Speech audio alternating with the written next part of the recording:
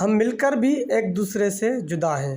ہمیں چاہیے کہ آپس میں جڑے رہیں اور ایک دوسرے کے کام آئیں، لیکن ہم ایسا نہیں کر پا رہے کیونکہ ہم نے دوسروں کے لیے جینا سیکھا ہی نہیں۔ ہم نے صرف اپنے لیے ہی جینا سیکھا ہے۔ جو کچھ کرنا ہے بس اپنے لیے ہی کرنا ہے۔ دوسرے کس حال میں ہیں، دوسروں کے ساتھ کیسا برتاؤ رکھنا چاہیے، اس سے ہمیں کیا لینا دینا؟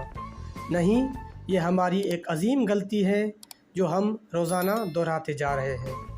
حضور اکرم صلی اللہ علیہ وآلہ وسلم نے ارشاد فرمایا، بے شک اللہ نرمی کرنے والا اور نرمی کو پسند کرنے والا ہے، اور نرمی پر وہ کچھ دیتا ہے جو سختی پر نہیں دیتا، اور نہ ہی اس کے علاوہ کسی اور چیز پر دیتا ہے۔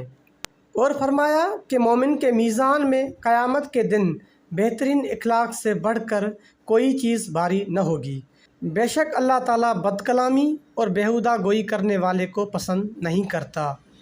اسی طرح حضرت امام جعفر صادق علیہ السلام کا فرمان ہے کہ دنیا عقل مندوں سے تو بھری پڑی ہے لیکن درد مندوں سے خالی ہے۔ جس دن انسان کو یہ معلوم ہو گیا کہ مخلوق سے محبت خالق سے ملاتی ہے تو اس دن اس روئے زمین پر امن قائم ہو جائے گا۔ مقصد یہ کہ ہمیں اپنے اندر انسانیت کے لیے درد رکھنا چاہیے، غلطیوں کو معاف کر کے انسانیت سے محبت کرنی چاہیے، جس کے لیے ہمیں خوش اخلاق بننا ہوگا۔ اللہ پاک مجھے اور آپ سب کو حسن اخلاق اپنانے اور دوسروں کا ہمدرد بننے کی توفیق عطا فرمائے۔ آمین۔